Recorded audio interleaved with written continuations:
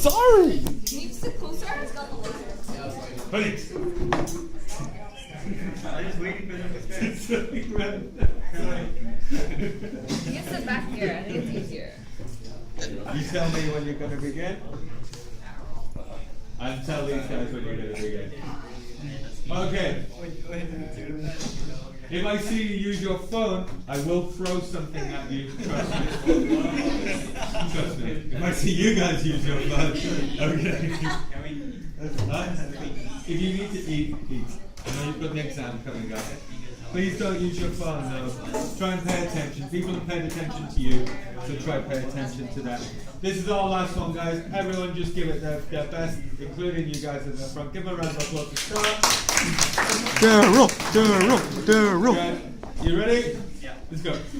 Did you know that businesses use LinkedIn 72% more often than they use blogs? And 50% more often for Twitter and Facebook? So you might be asking, why would businesses use blogs? We'll tell you why. I'm going to be doing the introduction. Estasio will follow up with benefits, Jared with company uses, Caroline with professional resources, Queenie will provide us with some risks, challenges, and warnings, and finally Sean will give us some advice and a conclusion. So here we have an example of a blog. This is CPA-VC's blog.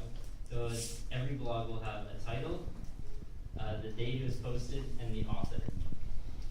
Also, most blogs will have a section for comments, a place to share the blog onto other social media sites, and a spot to subscribe to their RSS feed, which means they can subscribe to all or get the latest blog posts. So here we have a graph showing the increase and decrease of blog usage over the past 6 years. So we saw an increase in blog usage from 2009 to 2013, but have since seen a drop off in the past 2 years. Similarly, accounting blogs have faced the same challenges as regular business blogs. So here we have CPA-VC's blog frequency of posts in 2014. So a blog's posting is dependent on the season and the blog topic. So as you can see in April, and March and April, that's also tax season. There's less viewership, so they don't post as often. And then in 2014, or in June, there's 24 posts, and that's due to the Canadian economy being a popular topic in the news. I will now pass it off to Estasio, who will present us with the benefits of using blogs. Thank you, Daryl, for that introduction. So like you said, I'll be covering the benefits of blogs, for both business blogs in general, as well as blogs specific to the accounting field. I'll also be letting you guys know how you can measure the success and effectiveness of blogs as social media. So first of all, here's some of the benefits for business blogs in general. These are the main ones that I've taken from kind of cross-checking different articles and business magazines like articles from Forbes. First of all, there's the increasing search engine traffic, which is done because blogs create kind of cached pages, and which is stored in the archives of your site. So when a key term is searched up in an engine like Google, then because of those increase in hits from the pages, your blog will be pushed up in the search results. Next is promoting discussion, whether that's about about your business itself or about your business's products. Generally, those discussions would take place on the blogs, which, as Daryl showed us, generally have reply sections or a comment section. Next is establishing authority. So when you have a blog, you establish a place for your business on your in the section for your industry online. So when you establish that place, you can extend your reach and also your social media success, which is how often are posts from your blog shared to other social media. And finally, this is all kind of leading up into an increasing customer base. So as your blog is up on the internet for longer and you increase your number of blog posts, is your customer base increasing? Okay, next I'll be going to accounting specific blogs. There's less of those benefits apply to accounting specifics. The first one is you're increasing and maintaining your customer base. So like I said, blogs will help you maintain your customer base, hopefully, from before before you established it, and then also it would hopefully increase your customer base because of that increasing search engine traffic, which is another benefit. Like I said, when you make a blog post, those pages are stored into the archives of your site history.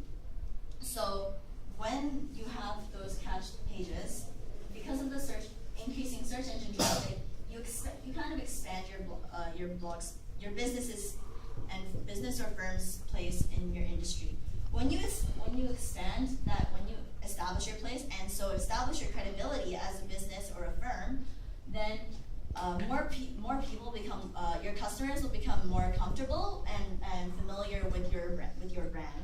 So when you establish that familiarity and trust, then you can expand your firm's brand. Finally, I'll talk about how you can measure your success as a blog for your business. Generally, you measure that success through different metrics. This is a measurement.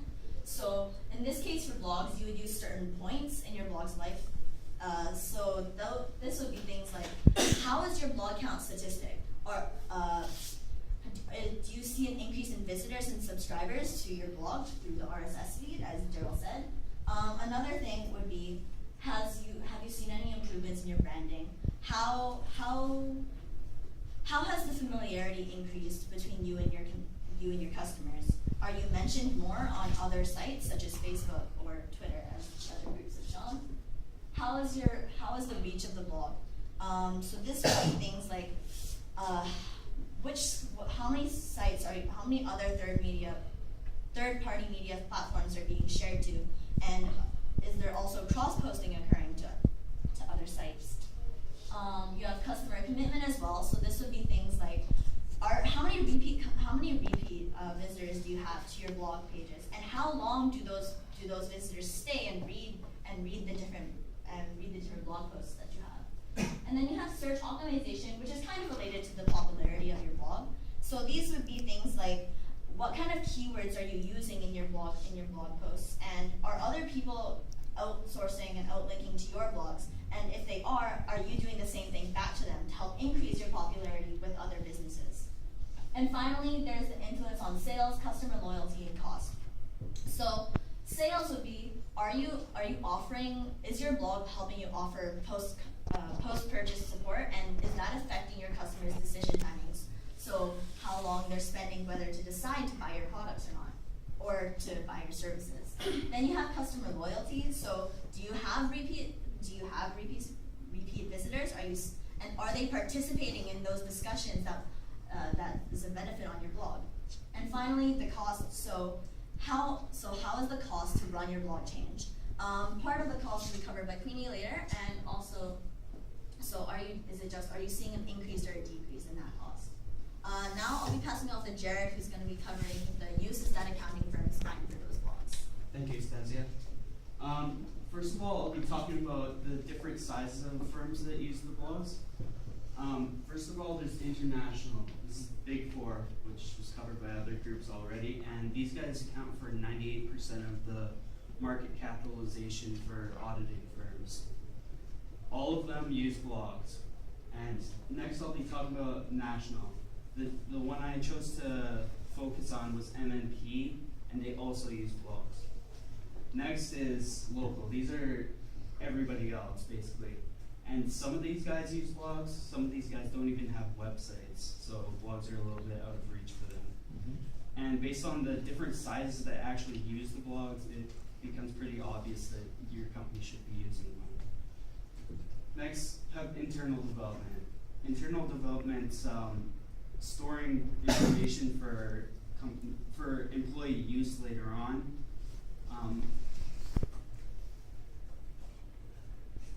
Take your time now. Just stop. Take your time. It's okay. This is for current employees can use this for getting information such as internal documents, sales reports, marketing leads, and new employees can use this to acclimatize to the firm. And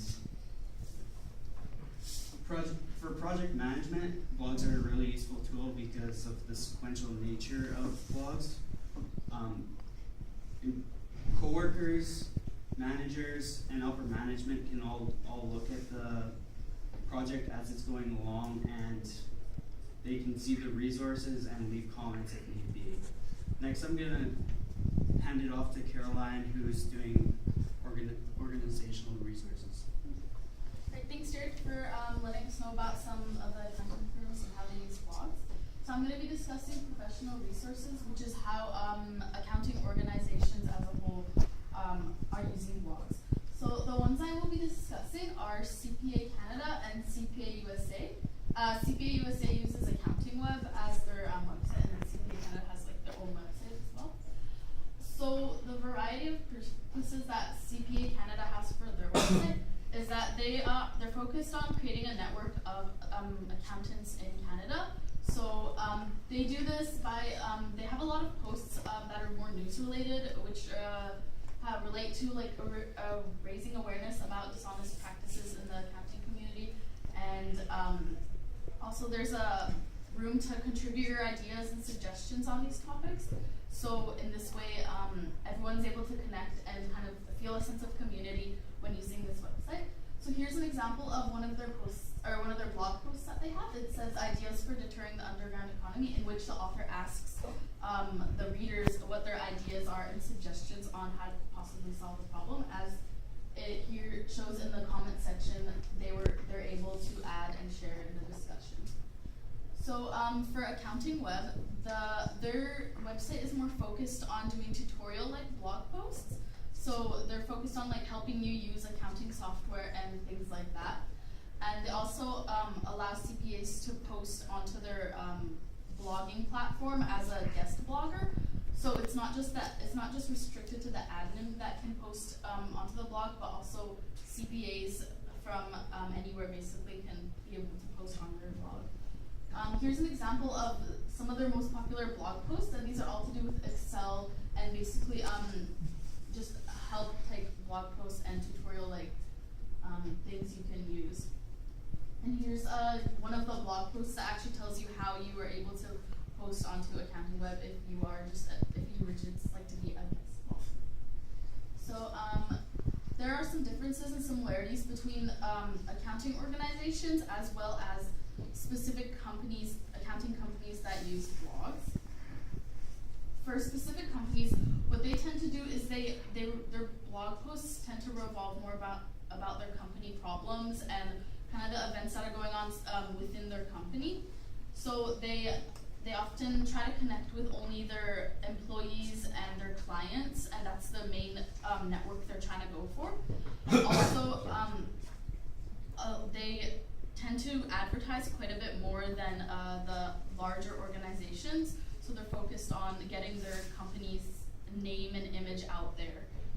And here's an example of this accounting company called Origami Accounting. Here's just a blog post telling them about how they're opening a new office. So this, as you can see, this has nothing to do with accounting, but it is on their accounting blog, and it's a way of almost advertising for them. And so for accounting organizations, the differences they have is that they tend to discuss problems and events in the large-scale accounting community, and they're basically trying to connect with anyone in accounting. It's not just, they're not trying to reach to clients or to their employees. They want to reach to everyone, and it's more of like a community. But they are quite similar in a way because they do create a network of people. It's different. They're reaching to different types of people, but they still want to network and connect with them. And they also are big on providing help and answering questions and things like that within the comment section. So that's one of the two main focuses of both the large organizations